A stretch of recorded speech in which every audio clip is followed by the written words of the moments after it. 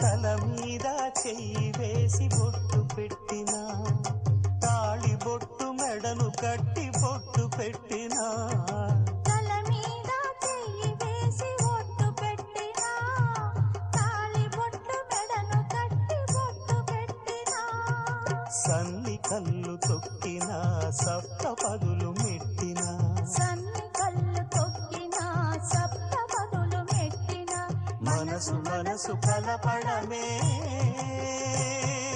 మంత్రం పరమార్థం. శ్రీరస్తు శుభమస్తు, శ్రీరస్తు శుభమస్తు. శ్రీకారం చుట్టుకుంది పెళ్లి పుస్తకం, ఇక ఆకారం